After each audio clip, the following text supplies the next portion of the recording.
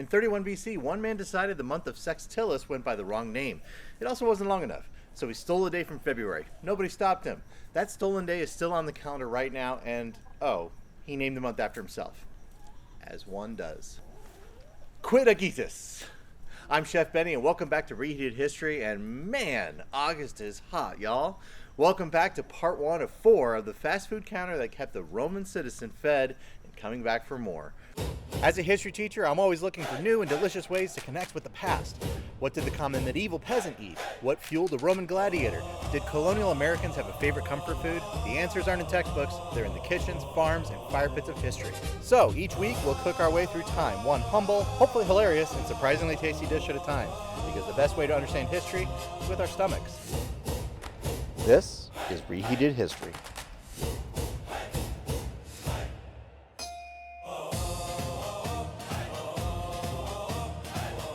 Now, before we break today's bread, let me explain to you why you're getting 4 straight weeks of Roman food out of me. Well, first off, it's August, and more on that later. But the real reason is back in December of 2020, archaeologists in Pompeii uncovered a genuinely stunning, fully intact Thermopolium at the Regio 5 excavation site. When the news broke, I saw the photos, and I could not stop thinking about it. I wanted to try everything that would have been sold off that counter. And the more I dug into Roman street food to figure out how, the more I realized one episode wasn't going to cut it. So let's consider this our love letter to that discovery. So let's get started. We are in the dead heat of summer. Have you ever looked at a wall calendar and wondered why July and August have 31 days? Or why it's even called August in the first place? Now, to answer that, we have to travel back over 2,000 years to ancient Rome, because your modern calendar is essentially a giant monument to imperial political pettiness. Before the first emperor came along, this month was simply called Sextilis. Now, calm down. It literally translates to the 6th month in Latin. And why 6, not 8?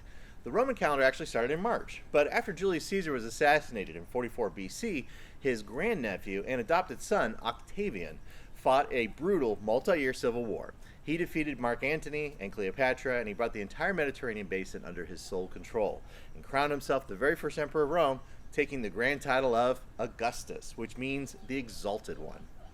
Humble guy. Once Augustus was sitting on the throne, he decided he needed a month named after him, just like his uncle Julius had claimed the month of July. So he took Sextilis and renamed it August.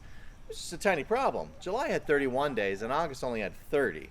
Augustus felt it was an insult to his royal dignity for this month to be shorter than Julius Caesar's. So what did he do? Well, he did the Roman equivalent of an executive order, and he changed time itself. And since you can't make the calendar a day longer because science, he stole a day directly from February. It's one of the reasons why it only has 28 days. He tacked it onto August, and now they both have 31 days. So, if you've ever wondered why February is like that short friend of yours that shows up to the party, drinks too much, and picks a fight with your ex-boss, you can thank the fragile ego of the first Roman emperor. Augustus's Rome was a fascinating place that looks almost nothing like the movies. Although HBO's Rome did get pretty close.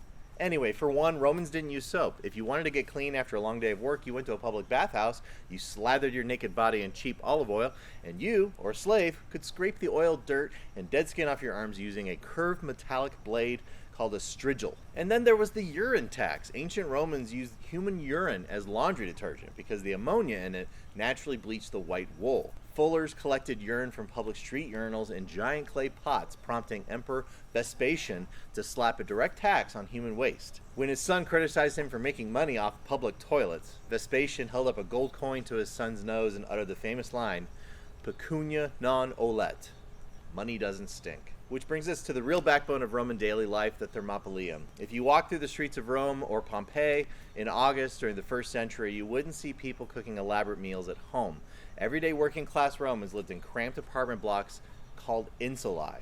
We're going to talk about more of those in a future episode, but the short version is this. These buildings had no running water, no chimneys, and 0 kitchens.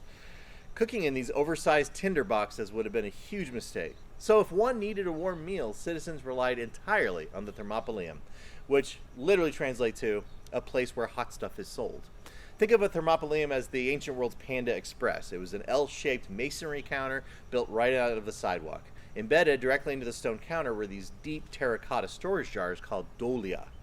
The shopkeeper would fill the space around the jars with hot ashes or water to keep the food inside hot all day long. You'd walk up from the street, point at what you wanted, hand over a few bronze coins, and walk away eating hot street food. Today, we're kicking off our 4-parter Roman fast food special by baking the keystone to the Thermopolium line, Panis Quadratus, the iconic 8-segmented Roman street bread paired with an authentic 1st century Roman olive tapenade called Epityrum. Cool thing is, we've actually discovered several loaves of Panis Quadratus bread in Pompeii looking shockingly preserved, albeit a little overcooked in pyroclastic ash. Culinary archaeologists have basically settled on this as the basic recipe, and it has some cool facts about it. For Panis Quadratus, you'll need 3 cups of spelt flour or whole wheat if you want that coarse, rustic texture. If you have sourdough starter, this is your moment because you'll need 1 cup of sourdough starter if you have it. If you don't, you'll be like me and using 1 teaspoon of instant yeast mixed in warm water. And a piece of kitchen twine. This part is absolutely essential for the authentic Panis Quadratus experience. For the Epityrum, you're going to need 1 cup of pitted black and green olives. So you're going to finely chop those. 2 tablespoons of olive oil, 1 tablespoon of white wine vinegar. You'll also need 1 teaspoon of coriander seeds, cumin, and fennel seeds lightly crushed. So you're going to need to bust out that mortar and pestle. A handful of fresh rue or parsley, and then 1 teaspoon of the infamous Roman garum. It's fermented fish sauce. First, let's build the bread. Combine your spelt flour, your water, and your sourdough starter or your yeast mixture in a large bowl. Knead it vigorously for 10 minutes until it forms a dense, sturdy dough. Shape it into a thick, round, flat-topped disc. Cover it and set it somewhere warm to rise for about an hour until it's noticeably puffed up. Now for the brilliant piece of Roman street food engineering. Before it goes in the oven, take a piece of kitchen twine, loop it all the way around the equator of the dough ball, and tie it tight. This keeps the loaf from expanding sideways into a massive blob while baking, but it's also believed this was a way of regulating that everyone got the same size bread loaf since the string was cut evenly for each loaf. Romans, they think of everything. Next, you're going to use the back of a chef's knife or a wooden ruler to press a deep radial line from the center out to the edge, dividing the loaf into 8 equal wedges. Now, why do they do this? Well, it's believed so that street vendors could just snap off a precise single-serving wedge without having to get a knife. At least that's the theory. Bake it at 425 degrees for 35 minutes until it forms a dark, thick crust that rings like a bell when you knock on it. While the bread bakes, let's make our Epityrum. This comes directly from Marcus Porcius Cato, aka Cato the Elder's agricultural manual, De Agricultura. In a bowl, you're going to mix your chopped olives, your olive oil, your white wine vinegar, crushed coriander, cumin, fennel, and fresh parsley. You're going to finish it with a dash of garum for that signature Roman savory kick. All right, first here's how the bread turned out. Looks pretty good. Yeah. So let's see if I did it right. Let's see if I break it. Oh yeah, it does. It breaks right down the middle. We have Epityrum, our tapenade. This one I already tasted. It's pretty good. Real salty. And then we have our famous garum. This is kind of like notorious for being the ketchup of the Roman world. They pretty much put it on everything. In fact, it's in all 4 ingredients I'm going to be presenting this month. Also, they don't really add salt to stuff because this is plenty salty. So, here we go. All right, we're just going to add a little bit to the top. You're supposed to do this like right before you serve it. Just a little dash. And here's my bread. All right. Panis Quadratus with Epityrum.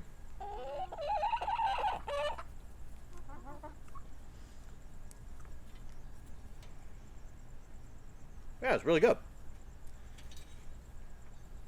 Yeah. I mean,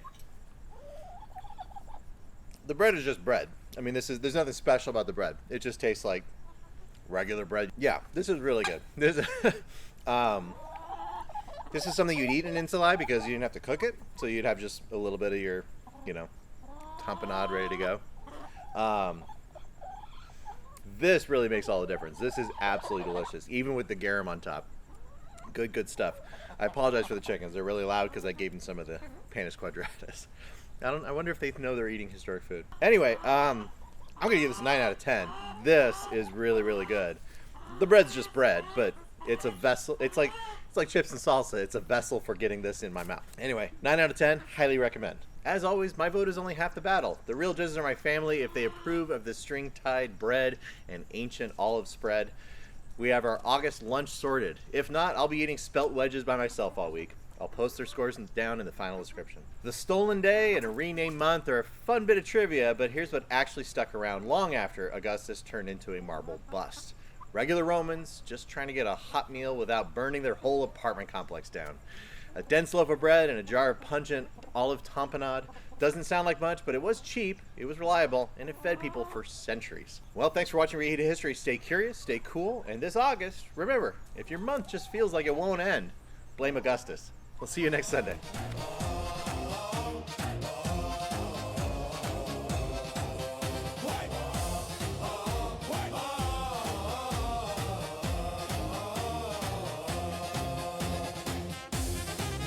There we go.